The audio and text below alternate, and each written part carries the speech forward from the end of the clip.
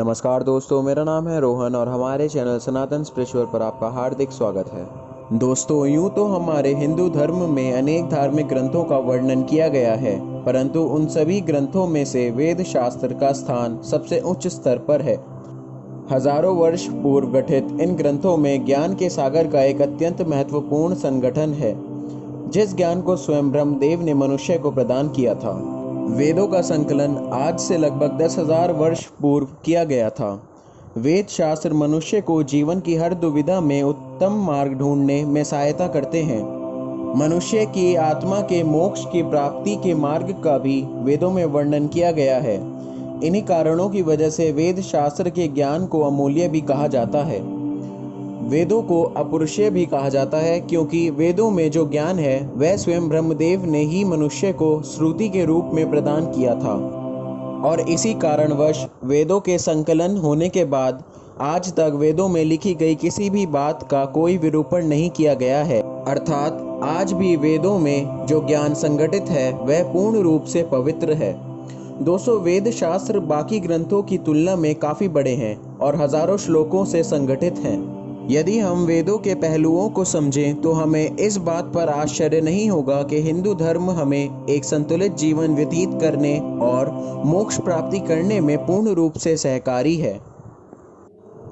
वेदों का महत्व इसलिए भी बढ़ जाता है क्योंकि वेद शास्त्र मनुष्य को उनके परम लक्ष्य तक पहुंचने का मार्ग भी बताते हैं। दोस्तों, हम सभी जानते हैं कि हिंदू धर्म में 4 वेद शास्त्र हैं, जिनके नाम हैं ऋग्वेद, यजुर्वेद, सामवेद और अथर्ववेद, और प्रत्येक वेद का विभाजन 4 भागों में किया गया है, जिनके नाम हैं संहिता, ब्राह्मण, अरण्यक और उपनिषद। ऐतिहासिक दृष्टि से देखें तो संहिता का संगठन सबसे पहले किया गया था, उसके बाद ब्राह्मण, फिर अरण्यक और अंत में उपनिषद। तो दोस्तों, अब वेदों के इन 4 भागों के बारे में थोड़ा विस्तार से जानने का प्रयास करते हैं। संहिता में समस्त वैदिक समारोह और प्रार्थनाओं और मंगलाचरण के संपूर्ण विधि विधान और भजन का उल्लेख बड़े ही प्रचुर रूप से किया गया है। ऋग्वेद के संहिता के भजनों को ऋग भी कहा जाता है। सामवेद के संहिता के भजनों को समन कहते हैं, और समन अपने पुरजोश और ताल गुणवत्तों के कारण काफी प्रसिद्ध हैं। यजुर्वेद के संहिता में तंत्रों और मंत्रों का उल्लेख किया गया है। ब्राह्मण। तो दोस्तों, आइए अब वेदों के दूसरे भाग के बारे में जानते हैं।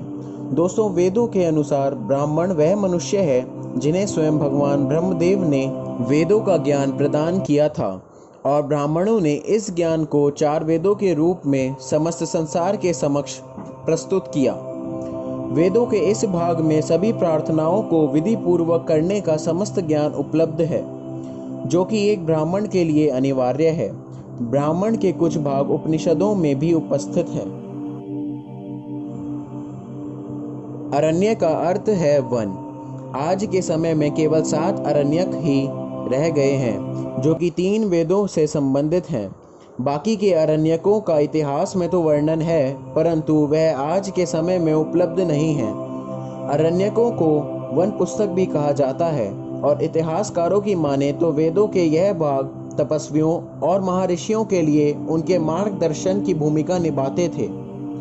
प्राचीन काल में सन्यासियों के जीवन में अरण्यकों का एक विशेष महत्व था, क्योंकि अरण्यकों में ही हमें दार्शनिक ज्ञान, मोक्ष प्राप्ति और अंतरात्मा जैसे विषयों का मौलिक अर्थ मिलता है।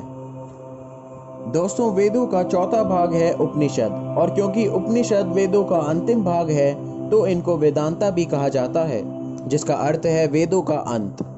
उपनिषद में ही हमें मृत्यु के बाद आत्मा की यात्रा का पता चलता है, और हमारी देह के आंतरिक अंगों के बारे में भी उपनिषद में ज्ञान उपस्थित है। उपनिषद से हमें प्राचीन काल के यशस्वी काल का पता चलता है, और यही नहीं बल्कि उपनिषदों में ही हमें ओम, गायत्री और उद्गीता जैसे मंत्रों की महानता का भी ज्ञान मिलता है। तो दोस्तों, इसी के साथ हमें हमारे 4 वेदों की महानता का पता चलता है, और उनके चारों भागों का एक संक्षेप रूप भी प्राप्त होता है। तो दोस्तों अब मुझे आज्ञा दीजिए। आशा करता हूँ कि आपको यह वीडियो पसंद आई होगी, और यदि आई है तो प्लीज़ इस वीडियो को लाइक करें, और यदि आपको सनातन धर्म से जुड़े रोचक तथ्यों में रुचि है तो प्लीज़ हमारे चैनल को सब्सक्राइब करें और बेल आइकॉन को दबाएं ताकि सारी नोटिफिकेशंस आप तक सबसे पहले पहुंचे। धन्यवाद।